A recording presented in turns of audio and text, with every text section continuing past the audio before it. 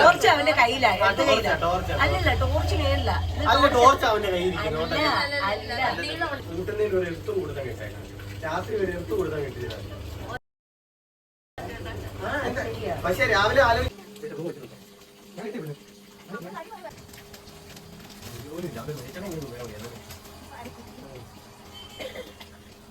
എല്ലാരും പറഞ്ഞെങ്കിലും ക്യാഷ് എടുക്കത്തില്ല, ജീപ്പേ മാത്രം ചെയ്താൽ. അപ്പൊ അതെന്തുകൊണ്ടും